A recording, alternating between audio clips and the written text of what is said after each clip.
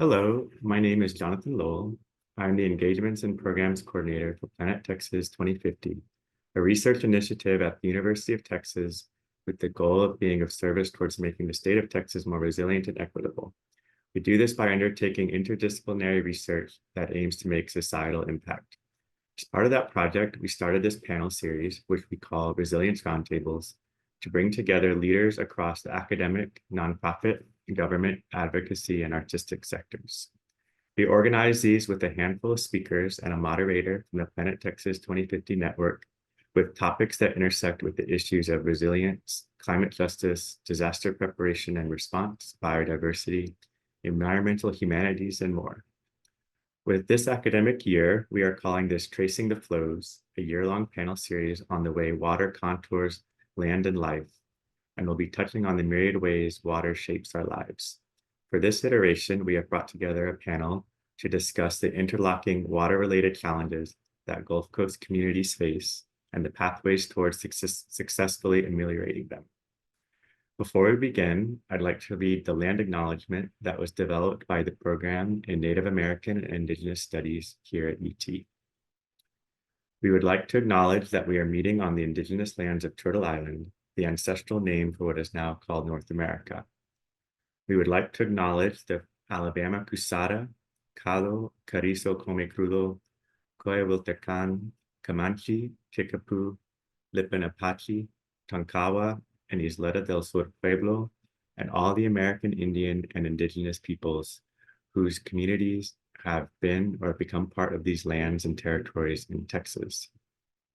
And in recognition of the ongoing and cumulative challenges faced by indigenous peoples in Central Texas and globally, we call upon the University of Texas at Austin to repatriate the ancestral remains held by the Texas Archaeological Research Laboratory to their indigenous descent communities and native lands, to commit to the active recruitment and material support of Native American and indigenous students who currently comprise fewer than 0.2% of UT Austin's student body, to support the transition of the program in Native American Studies into a center, and to establish a protocol of research and study on tribal or native lands, and to foster an ethics and practice of engaged scholarship with and for indigenous peoples and communities, locally and internationally.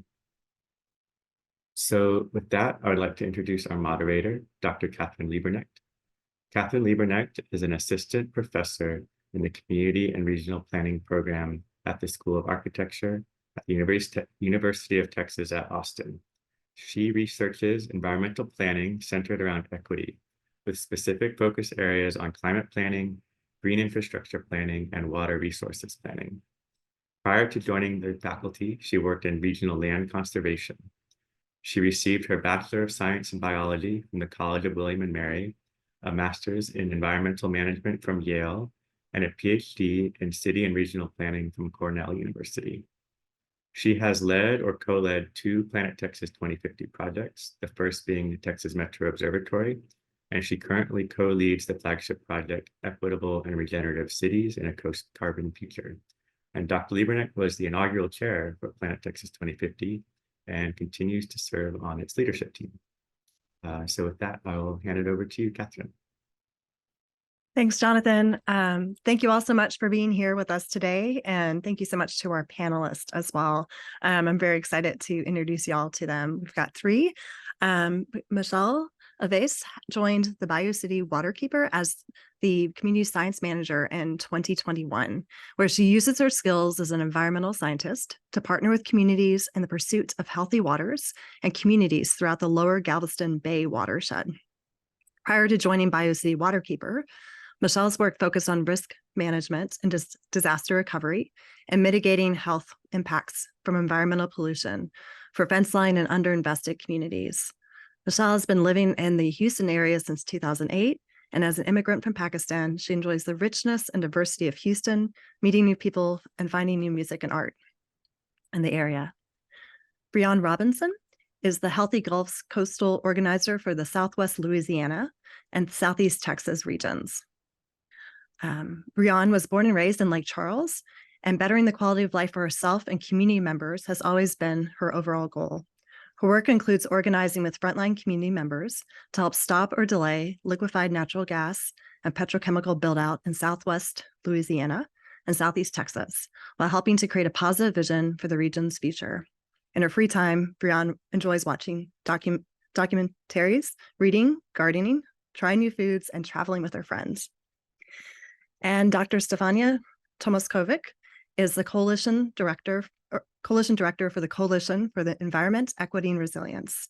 She believes that a strong, resilient Texas is possible, one where every person can access safe, affordable housing, where every neighborhood has healthy air, water, and soil, and where our economy is strengthened by meaningful work opportunities that support healthy livelihoods without doing harm to each other or the environment. Prior to joining the Coalition for Environment, Equity, and Resilience, Stefania worked with Public Citizen, a national nonprofit group dedicated to representing the people's voice in halls of power. Stefania has also worked as a chaplain and a geologist. So thank you all so much for joining us today. We kind of have a loose outline for this hour or so, and we thought we'd start by giving you each about 5 minutes just to introduce yourself a little bit more. If I left something out important, talk about your organization a bit, and the work that your organization does as well, and specifically thinking about how the framework of water justice functions within your work. Stefania, do you want to start us off? Yeah, I'm happy to start. Thank you so much for having us here today. And it's really such a great opportunity to speak about water justice. I came into this work thinking under the larger umbrella of the environmental justice movement and climate justice, and water justice feels like such a really key component to both of those movements, right? And I think one of the things to me that is really at the heart of water justice is understanding that people and their experiences with water are not the same, right? Depending on where you live, depending on your geography, depending on the history of your community and how things like redlining have been imposed on your community, that can greatly impact your relationship with water, your access to water, how water flows in your neighborhood and your community.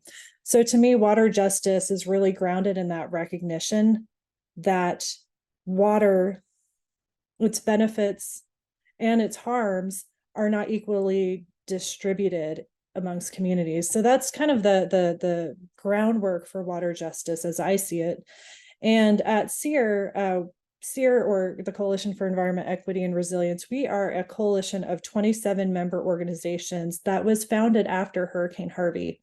So Hurricane Harvey was one of those events that really, I think, woke people up to seeing the disparate impacts of disaster, including flooding on communities, the disparate ways that people were able to recover from disaster, the inequitable ways in which poor water quality and air quality and all these other multipliers impacted people in their neighborhoods. So SEER came together to really fight those systems that created the situation that allowed Harvey to happen the way that it did.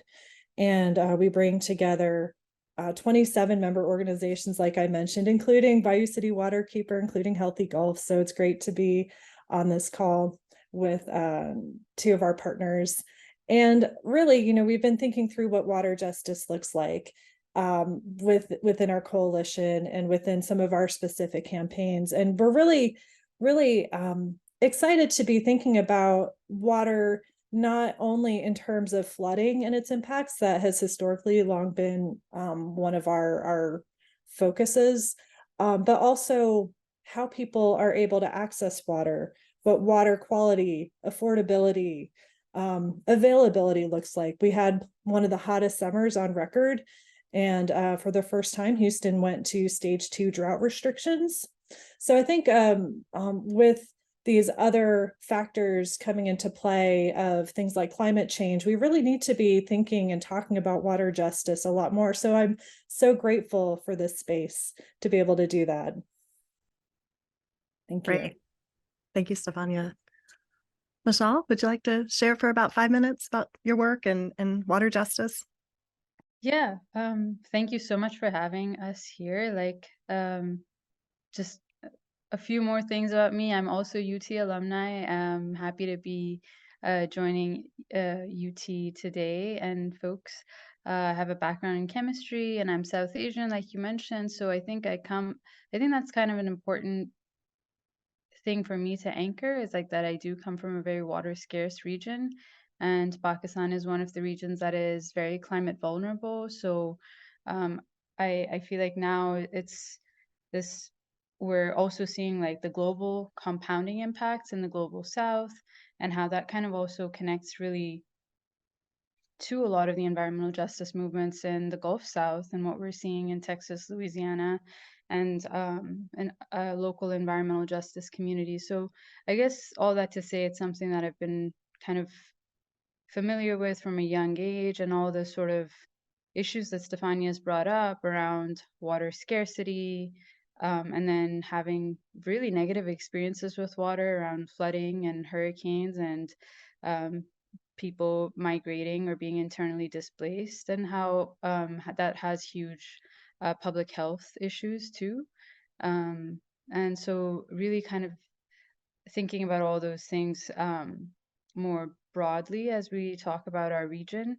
And then Bayou City Waterkeeper, I feel like I'm now coming to close to 3 years, but been doing an environmental justice work for about 8 years now. And Bayou City Waterkeeper, our organization, I think is one of the also founding organizations for SEER. So really Harvey has been, like Stefania mentioned, kind of like the catalyst that brought all of us in our region together to kind of start having these conversations that sort of escalated us to kind of come together and think about these topics, and come up with a vision for our region. So Bayou City Waterkeepers organization's been around in the region for over 20 years. We work with within the lower Galveston Bay watershed, which is a significantly large region if you think about it. It has 3 major rivers. It's very ecologically diverse. So we have coastal prairie, wetlands, and then we have coastal wetlands, and then we have forested wetlands in the north. So just in terms of diversity, there's so much um, ecological diversity, but then also how we kind of come to experiencing water, like, and how that sort of changes based off of where you're located in the region, and how water justice is centered in our work. I think it's very critical to I think it's like the foundation of all of our program areas at this point.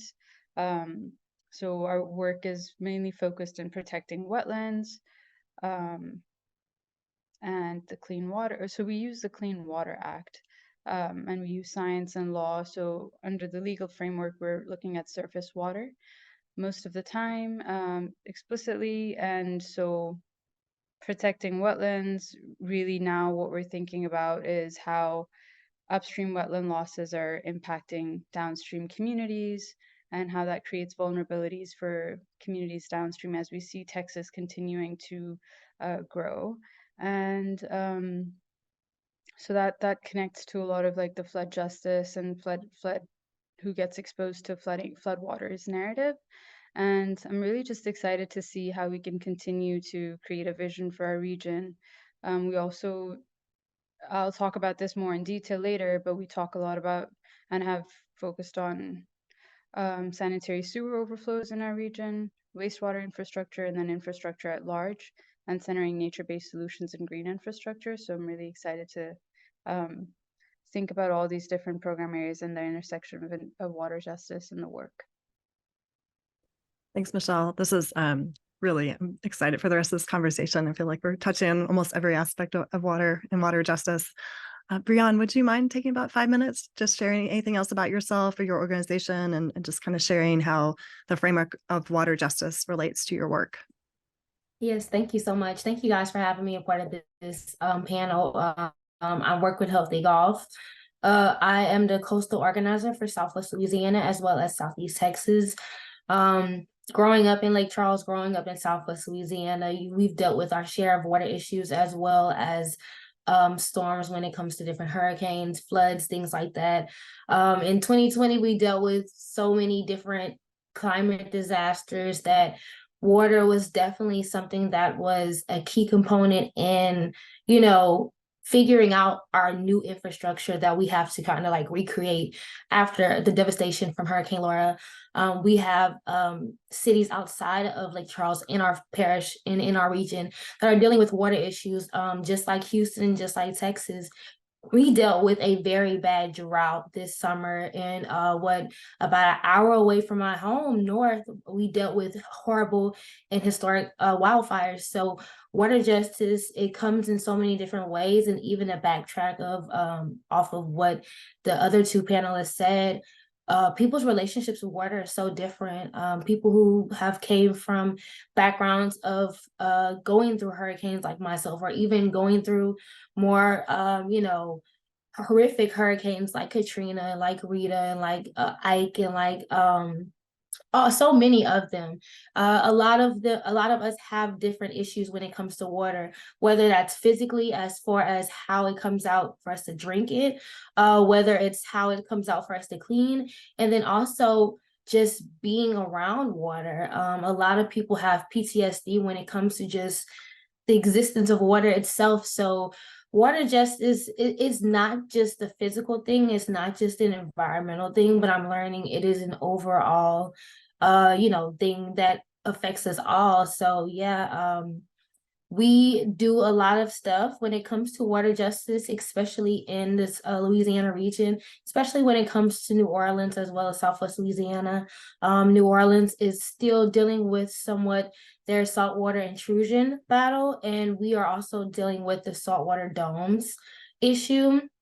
Although our issue is not as huge as the saltwater intrusion, it is something that could potentially harm people's livelihoods when it comes to just the aspect of having drinking water, especially the community of Sulphur, Louisiana, where the northern part of this community has dealt with a water issue since about 2017. So it's so many different things that kind of like intersectionalize with Texas as well as Louisiana when it comes to the different water issues that we do deal with.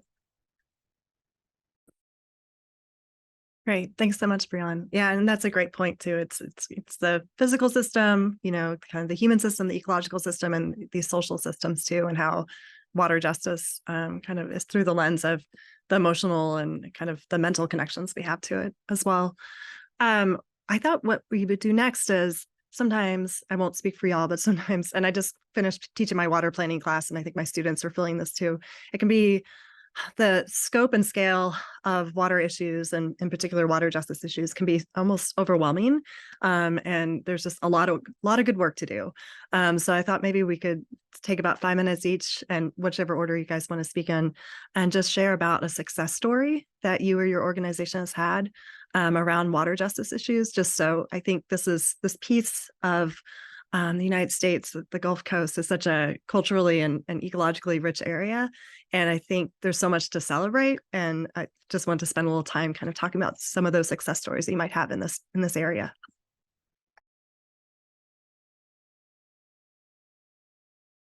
I would definitely say a water success story our organization has. One of the organizers I do work with, Sage Michael in New Orleans, he has kind of made water therapeutic in a way, especially for a lot of people in New Orleans where they have lived through so many storms. They have lived through Katrina, and personally, I know many people who have lived through Katrina and lived in the actual aspect of the storm, walking through the waters and how traumatic that can be. So he has brought water justice almost in a sense of making it fun again, making being in the water fun again, making it refreshing, making it cleansing through his efforts with Lincoln Beach, but also creating Water by You, and especially in the New Orleans East area where they have kayaking and different activities like that, where people are able to kind of have a relationship more so with the water. And especially in times like this where we're seeing so many devastating factors that are going on with water when it comes to, the water that we use to clean ourselves, the water that we use to drink, and things like that. Thanks, Brian. I love that. Water by you. I'm gonna look that up. Cute. Michelle I or can go Sonia? next. Thank you. Please. Yeah, so I think Brian mentioned this earlier, like in terms of how we're seeing, well, a lot of infrastructure is at its sort of reaching its lifetime. So one of the successes that I'd like to share is like that, Bayou City Waterkeeper filed a notice of intent to sue in 2018. Served the city of Houston with a notice of intent to sue for more than 9,300 cases of overflows that were violations of the Clean Water Act, which prompted then the US EPA, joined by the TCEQ, Texas Commission on Environmental Quality, to file a federal enforcement action. So now, as of spring 2021, a federal judge in Texas has approved a legal settlement requiring the city of Houston to invest $2 billion in its sanitary sewer system over the next 15 years, so till about 2036. And so that's a huge win for the city of Houston. It's obviously we have gaps that we're now trying to address, and I'll share that more later. But I think sewage itself has been such a sort of sewage pollution is kind of like an invisible thing. So you you know there's a lot of sewage that's in our waterways, and it's very unsafe, and it's a huge public health crisis. And then it's also a big crisis in rural communities. But we're now looking at beyond the city of Houston. We've also filed a notice of intent to notice to the city of Baytown, so they're working with the EPA now, and um, but there's other cities that we're looking at too in our region, and trying to connect with more communities to be able to support them on the ground as they deal with overflows. Thanks, Michelle. I was just going to mention, I think probably most folks on the webinar know what a CSO is, but I don't know if you want to just quickly describe how it works, or I could too, just in case not everyone knows that technical term. A CSO? Yeah, I'm sorry, the overflows with the a sanitary sewer overflow is just a violation. I mean, there's just raw sewage that has left the system, which in the city of Houston is a separate system. So you have some systems where the stormwater and the sewer system are combined, but in Houston it's a separate system. So every time there's a break in that system, so there's an overflow that occurs. So normally the sewage would go from a home, residential, or commercial facility to a treatment facility, get treated, and then it would be treated water would be released into the waterways. But anytime there's a break of that due to infiltration or like a busted pipe or a manhole or anything like that, that is considered sewage just escaping and going into the waterways. And we see a lot of those also happen in huge volumes in times of disasters and emergencies. And that's, the scale of that, kind of like the quantity of sewage that gets released is, you really don't want to be in that flood water. Yeah, no, that's a great point. I think that Planet Texas hosted an earlier panel talking about how challenging, well, kind of the beauty of water, that it's everywhere, but also the challenge of water infrastructure so often being invisible or buried, right? So kind of the challenge of communicating the problems that, significant public health challenges with kind of hidden infrastructure that's only visible during kind of times of emergency or when there's data being collected, like through your organization. Thanks, Michelle. Stefania? Thanks. For the success I want to share today, I'm going to return to the issue of flooding.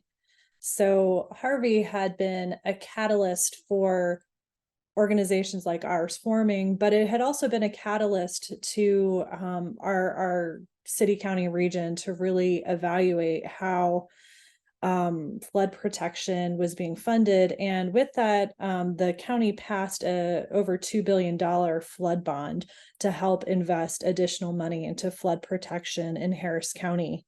However, traditionally, flood bond or flood dollars have not always gone to the communities that have needed flood protection the most. And there's a lot of different structures in place as to why this happens. Sometimes it is related to federal funding matches and things like benefit cost ratios, where communities that have homes and properties that are lower value tend to not be prioritized the same way that wealthier communities with homes with higher values get prioritized. So that's a really, I think, fundamental challenge in ensuring that there's adequate protection in Black and Brown communities, especially.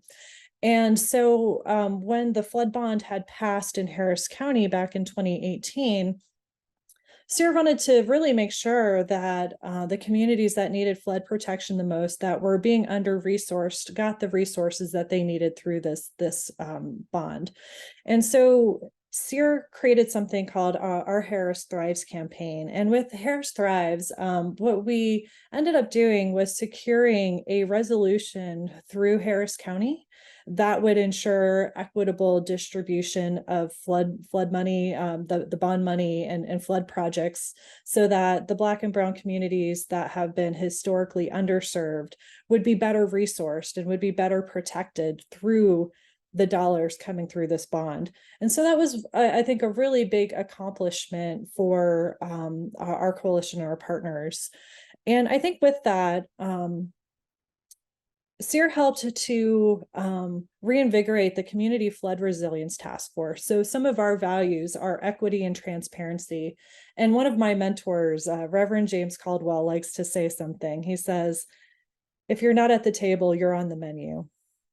And so with that, SEER had been really active in getting a revamped community flood resilience task force that included people from the community who really knew the neighborhoods, who know the community members. And from there, I think it's been a very active group of people who've been able to contribute a lot to informing county commissioners about some of the issues that are happening, as well as advocate for things like a baseline study to help really understand how disparities are impacting Harris County. So I feel like that's been a really good initiative. I think there's a lot more work that can be done in Harris County around flood protection and making sure that there is equitable access to flood protection. But I'm really proud of the work of the coalition and of the partners in the Flood Resilience Task Force and in our other realms. And I think, you know, it's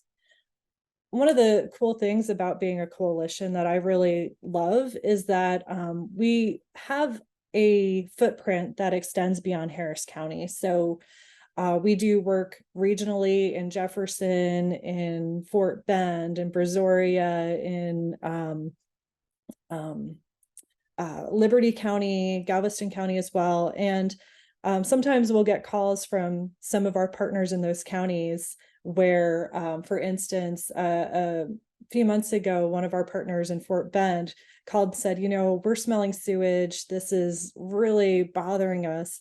And we were able to pass that to our friends at Bayou City Waterkeeper. And so that's a little mini success I also want to share, because they've been really happy at the support that they've been able to get from Bayou City Waterkeeper in addressing the issue of the sewage there. Great. Thanks, Stefania. Thank you to all three of you. And Jonathan put this in the chat, but just want to let the audience know you guys are free to put questions in the chat. We're going to have some designated time at the end too for any questions coming from attendees as well. And I have a couple more things that I thought we'd try to cover. Maybe I'll leave the kind of the last question, one more in right now, just listening to all of you speak. I'm just curious about kind of the role of community engagement or community leadership or community science and all of y'all's work. And I was thinking about this in particular, just a tiny bit of background on this overall research program that is hosting this panel series, Planet Texas 2050, something that one of our core values that we've been organizing around, for the 6 years of the program is ensuring that the research that we're doing together is community focused, community engaged, sometimes community led. And, there's lots of disciplines in academia where that is the norm, but there's many that aren't. So that's been kind of a big piece of our work, is kind of trying to bring that transdisciplinary approach to creating knowledge together through these different types of research projects. So, if you guys, you don't have to share out, but if you have anything that you could kind of share with us about your experiences with community science, community engagement, community leadership of these problems, and kind of addressing these challenges, creating solutions. I think this is a really key audience for that wisdom. I think when it comes to connecting like that science part with community, especially when it comes to vulnerable situations and topics like water justice and flooding and infrastructure and things like that, you have to kind of meet them where they are, because a lot of times a lot of people in these communities have no idea of, they don't understand how things are built, how these systems are made, and how, we can put one block here and try to fix it again or tear it down or whatever. So you have to kind of meet them where they're at and introduce that to them in a way that is understanding on their level, but then also brings into play how this can affect and how this can also help change their community for the better. That's one thing I've learned in my years of organizing with the community, is sometimes whatever I think might be productive and work probably wouldn't work for this group of people because of this, that, and the third. So you have to do your research. You have to figure out who these people are, where am I going into these communities, but also how can I introduce this community science to them to make them understand what's going on. Thanks, Brianne. And Michelle, Jonathan just reminded me too that we do have screen share set up. So if you do want to show those maps at some point, you should be able to do that as well. Oh, okay, awesome. Yeah, I think I think that's such a good question. I think coming from like sort of that traditional science space, and I feel like it's really great to see sort of like the evolution in academia over the past couple of years, to see more participatory research. Personally myself, I think that really became like a way of understanding how to do research when you have this idea, okay, wouldn't it be awesome if people actually understood their like health risk, then they could make the best decisions for themselves. But I think that in doing that type of research or like knowledge sharing, I also realized like actually community members already know they're exposed, and they know that they're getting exposed to toxins, especially in the ship channel. At this point, I don't think there's one person that I could go up to and be like, actually, you're getting exposed to cancer causing chemicals like every single day. I think that that's just well understood. So how do you, I think so the role of science has to really shift, in my perspective, from being this like let's share information to community members to actually doing sort of the what I like to think of like at Bayou City Waterkeeper being like the strategic liaison between government agencies, academics, to really show that community members are the experts on the ground, that their information, their evidence, their experiences equally valid as any empirical evidence that we can collect through monitoring or anything like that. So I think that that's just a huge shift that I would like to see in the near term. And it's exciting to see that happen over time with community-led research. At Bayou City Waterkeeper, we really do try to center that. So I actually don't do any type of data collection or monitoring. There's a lot of open data that I like to work with, public data that we can use to be able to leverage what we're hearing from community to be able to share with stakeholders. And Stefania mentioned the task force. So I'm the vice chair of the Community Flood Resilience Task Force. And oftentimes, how do you in those types of spaces or any type of academic spaces, the conversation will often be to create space for community members to be able to share what their lived experiences and really be able to listen. So active listening is very key, is key in that. So stepping away from those type of like engineer to engineer. Let's have a conversation. Let's not, we need to shift away from being creating silos. So transdisciplinary research is another really important way to do that. And I think I'll pass it to Stefania, and then we can, if time permitting, I can screen share, or share later. Sounds good. Thanks. Great. I really appreciate what's already been shared in this conversation. And I think a couple things that I'd like to add in our approach to community engagement. One of the things that's really important, as Marshall was mentioning, is to see community members as experts and to really lean into their expertise. And I think, as Brianna was mentioning, not just bring a solution to a community, but really listening to them and figuring out, will this solution work here? And if not, what are the ideas? What do people already know that or really want to see happen in their community? I think that's really important. And one of the things that we have really prioritized in our work too is that when we do community meetings where we're asking people for information for them to share their expertise, their lived experience, that we compensate them. So to us, that's a really important thing, is recognizing people. Sometimes we have worked with some partners who will say things like, well, my colleagues are they're very busy, their time is really valuable. And my response to that is, well, for community members, they're busy and their time is really valuable too. And we need to see each other as equals in this, and not in any kind of disparate way, because even though they may not have the same scientific credentials, they bring really important information. And the community members who we've been working with have really helped shape our programming and the direction that we've gone into. So that's really important to us. And then I think something else in terms of our relationships with researchers, that we do request inclusion in developing grants and in the budget and in developing MOUs, so that things can be more equitable, because sometimes researchers, very, very well intentioned, will come in, but don't really account for our time either, and the amount of time that it takes for staff to participate or to really be engaged in projects. So I think that's an important piece for us in terms of the engagement and work together on research. Great, thank you. I'm glad you made that point. Michelle, if you want to share some maps, I also have one last question for us, and then we're going to kind of open it up for questions from the audience. But it's up to you. Oh, great. Okay, yeah, so I can share really quickly. So just if y'all, I can put this link in the chat.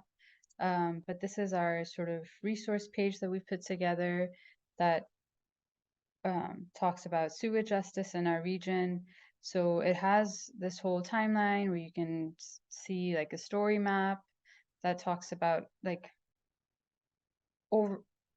themes of injustices that we see in our region, and resources that we put together, like a community, like a water bill assistance guide, a legal resource guide for community members. So we're in the process of continuing to evolve this to make it more accessible for community members by making translations and things. But I just wanted to show this.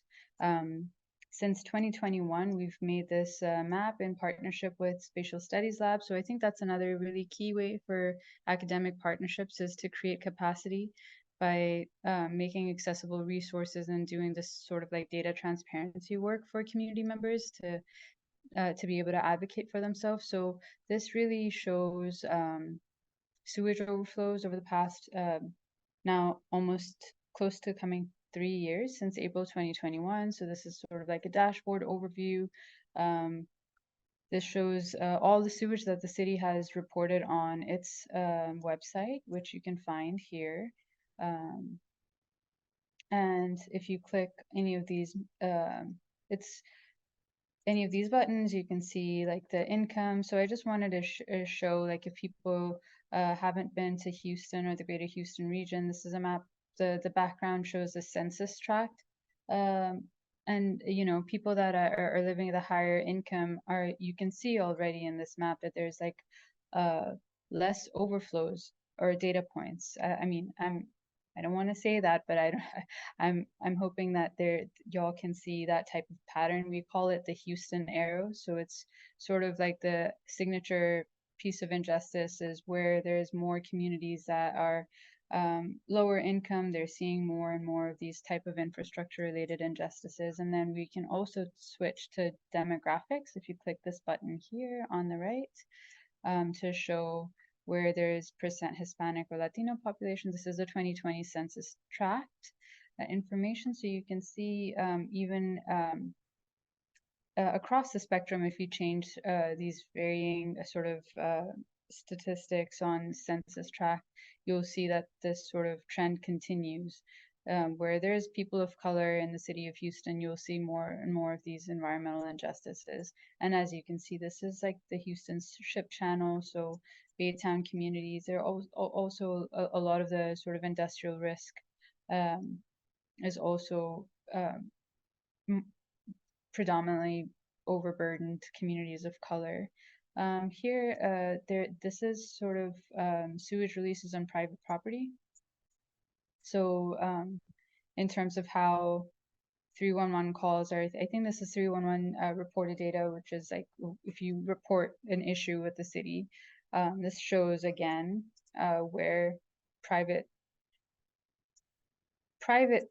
overflows are occurring on private property. So not to get into the details of this, but this is a huge injustice, and we're going to be working on this in the near term with community partners to talk about how to support communities with a supplemental environmental program to be able to talk about water affordability, because communities of color, lower income communities are making more of these, you'll see more of these overflows occurring, private releases on on the east and northeast side of Houston. So I just wanted to share that and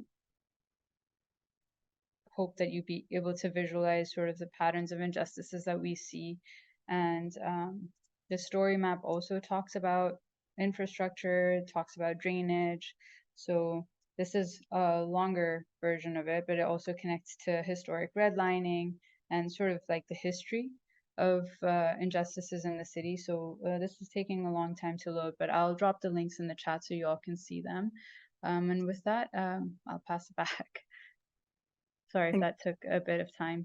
It was great to see that. I agree. Just thinking about how we can visualize these data and data transparency is so critical. I was just trying to do a little bit of quick math. I've just finished teaching this water planning class, and we talk a lot about how the state of Louisiana, when they've been writing their climate plans, have been using, the term acre foot, which is a foot of water across an acre of land, to kind of give you a sense of that volume of land. And what they say is an acre foot, because it's like people are like, what's an acre? Like we know what it is, but what does it actually look like? It's a football field without the end zones, right? Which is like the perfect statistic, I think, for Texas and probably Louisiana too. So I was just doing the calculations there. So it looks like the data you guys are sharing, it's 7 acre feet of sewage being lost or contaminating Houston's waterways over the past couple of years, which it's like a 7-foot deep swimming pool the size of a football field. It's like such a public health hazard. So thank you for making that so visual and interactive. One quick last question for you guys, and we'll open it up. Just if you could just take a minute or two, and if you have a kind of a water justice call for action for our audience, kind of thinking about, what do we do next? What are you guys going to do next? If it's okay, I'll just share, because I shared the sewer lateral piece. So I think just to wrap it up in terms of sewage, one of the gaps in the consent decree was that it didn't have a repair program for people that are facing sewage issues on private property. And for those that haven't experienced any sewage issues, often repairing any plumbing issues on private property is very expensive. It can be upwards of tens of thousands of dollars. So That's why it is a income-driven environmental justice issue. So we're really trying to work with the city in the near term and with community members to be able to, and the EPA, to be able to create an environmental program that supports community members that cannot afford to pay those repairs, that they're not living in sewage. So that would be something that we'll be sharing more in the spring. So please stay connected, and we'd be happy to share more. Thanks, Michelle. There's so many ways that you guys can stay connected. I know it's kind of hard to do that sometimes, being all the way in Texas and seeing the outlook of another state, but you can definitely stay connected with us at Healthy Golf on all of our social media platforms. And then you can also go to our website and sign up, and you can get action alerts as well as weekly emails, blog posts, things like that from other organizers on the ground as well as frontliners. Thanks, Brianne. Yeah, as far as SEER, I think one of the things I want to share with you, we didn't really touch on this during our conversation today, but we are currently working on fighting against efforts around water privatization in the Houston area. This is a huge issue that can really significantly degrade the quality and accessibility of water to communities, and it can, as we've seen in many examples across the country, like what's happened in Jackson, Mississippi, it tends to impact and harm people in Black and Brown communities the most. So we learned about from one of our partners a potential privatization effort of one of the treatment plants in Houston. So we are working to oppose that. And so that's, I think, one of the things I want to bring up, let people know about, and you can join us there. And you can also find us on our social media channels. We're at SEER Houston, CEERHOUSTON. Thank you. Thanks, Stefania. All right, well, I'd love to open it up to our audience for questions or comments or continuation of conversation. Jonathan, you might have been thinking of some things too you want to share. And feel free to pop it in the chat. And I think with this webinar's structure, Jonathan, can people speak up? Is that the deal, but not turn on video? Okay.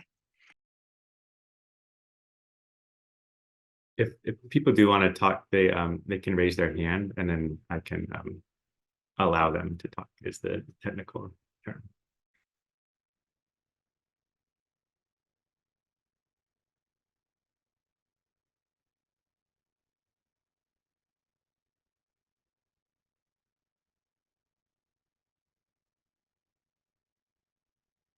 All right. I see one in the chat, and then we have a hand up too. I'll do the one in the chat first. Hi, everyone. Question to the panel for what are some consequences of water privatization?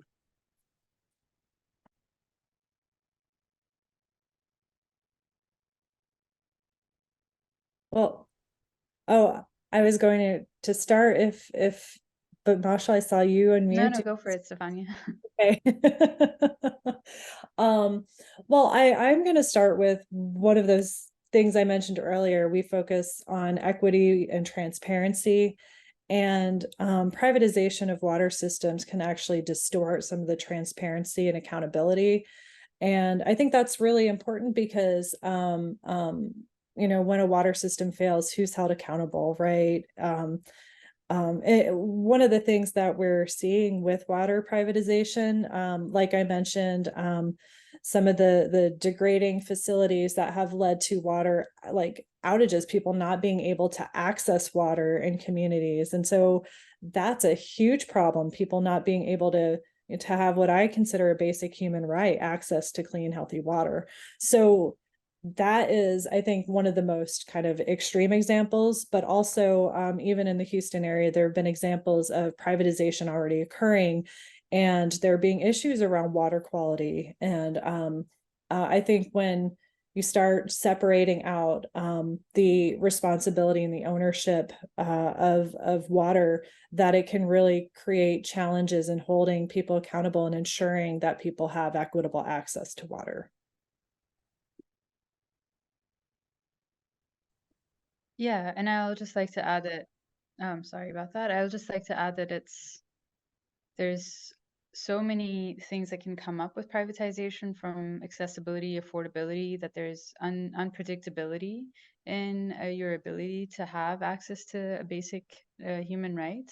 And I think in the United States, we're very used to sort of like this culture of privatization over, I think, in multiple different industries. So, you know, Texas, I think it's shocking. I can't get over the statistic that most of our land is privately owned in Texas. So it's not just a water rights thing, it's also a land rights thing. It's also being able to think about land back movements and indigenous rights to water, who has access to water once it's privatized. So it's if we start thinking about in this particular scenario, we're talking about a wastewater treatment plant being privatized, but kind of like the history of the United States or Turtle Island, how have we sort of taken land and water rights from the indigenous people, and how does that sort of create huge issues that we're seeing, and we're trying to sort of resolve within these larger issues of injustice. I definitely agree with what both of the panelists have said about that. Water should be equitable.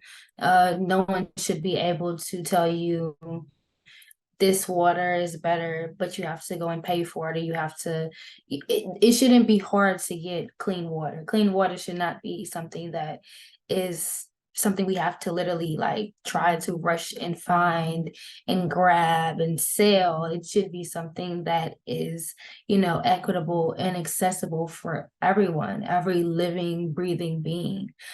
So that's my comments on that. Definitely the two panelists before me have said everything right about what a privatization of water is. Thanks, Brian. Thanks for bringing it back to the broader ecosystem too. And I see we've got a hand up. So Jonathan, if you could allow Rick to speak, please. Thank you. Go ahead. Oh, thanks, Jonathan. Mashal, the question I was asking about the map was just, was the CDC SVI would be one index. I guess you could use a social vulnerability. You could calculate your own to customize it. Last time I looked at the CDC one, it was a little low on including disability related things in terms of social vulnerability. But anyway, I was wondering if you thought about including that on the map, as it's an integrated way to kind of show more intersectionality there. Yeah, I think that's definitely a possibility. Thank you so much for bringing that up. I definitely looked at it, and then at the end, I just kind of wanted it to be sort of like a simple connection to more sort of like race and income. But I think that the CDC vulnerability index is also a really good one to include, and we look at that a lot. I look at that a lot in terms of looking at flood data or like flood infrastructure, like wetland impacts. And so it's definitely a very useful one to have as a base layer. So that's a good suggestion. We're going to be making updates to the mapper. So maybe that's another add-on that we can add. Thank you.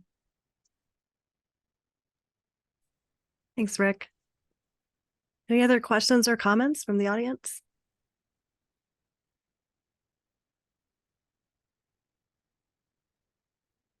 I had a question if there's no other ones. I was struck by what Brian said about the example of Sage and working in New Orleans, and I was just wanted if there was like a few more things to share about that, but also just had the idea of like what I heard. I don't know if you used the word, but I heard something around joy and like kind of connecting to joy when it comes to water, and how that connects to justice and a sort of like rights to to enjoyment of water, and how that feeds into this conversation.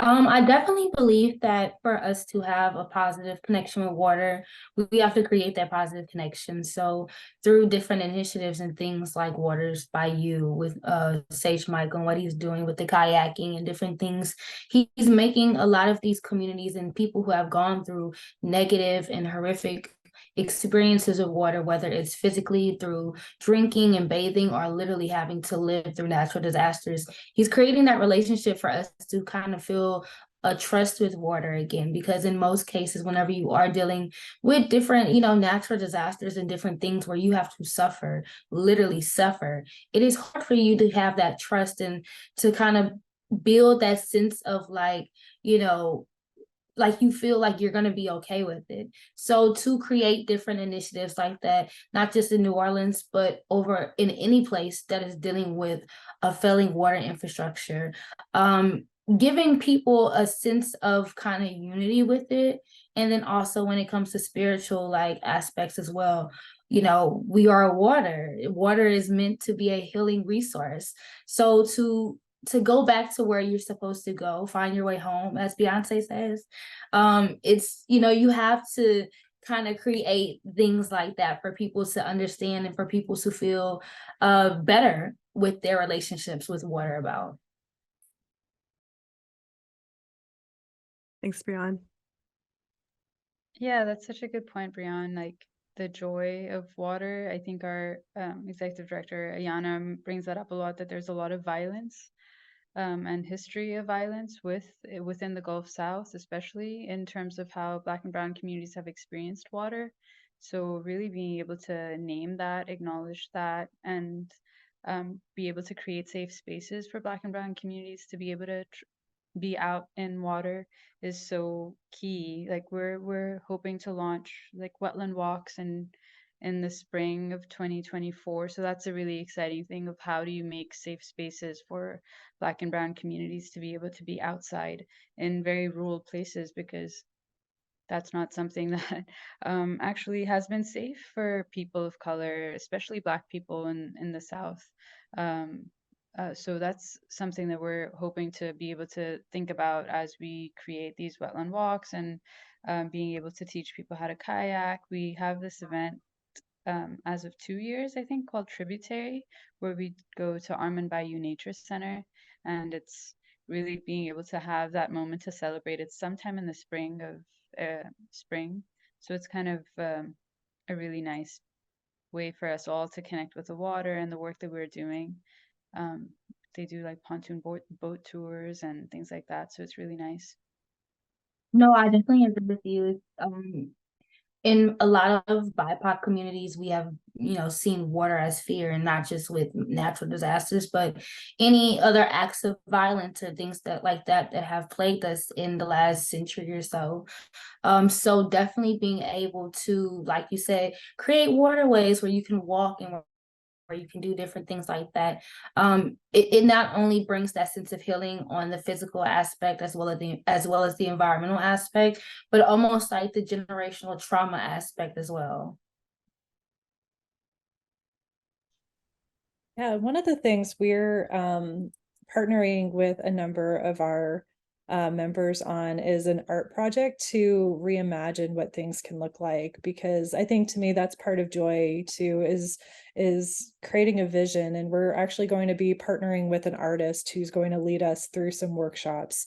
And so we're not just accessing that thinking part of our brain, the way that I think a lot of planning meetings happen, but really tapping into our creativity and vision and joy through that way.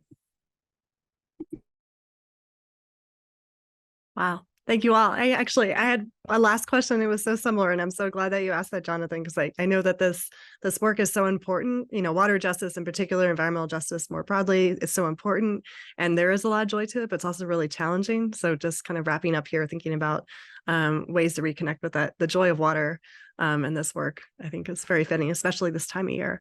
I am sure we always try to end on time, so I will do that, be respectful of everyone's time. I just really wanted to give a really huge thank you to our panelists today, all three of you. It's just really a terrific conversation. I really enjoyed learning more about your work, your organization's work, both preparing for the panel and then today, just kind of hearing some of these success stories and examples and some of the challenges. And I encourage our audience to kind of keep in touch and stay tuned for what these three organizations are working on over the next year or so along the Gulf Coast on these water justice issues. And Jonathan, I want to thank you again for kind of hosting our panel series, and Meredith for kind of behind the scenes, making sure all this works as well. And Jonathan, I'll give you the last word. Well, yeah, just wanted to echo the thanks. Yeah, we will be sure to send out the resources that were shared here with everyone who not only was able to attend, but also registered for the event. And stay tuned for next semester. We'll continue along the theme of water. We're working on the program for that now, and also open to ideas for next program. So yeah, have a great rest of your day and happy holidays to everyone. Thanks, Jonathan. Thank you all.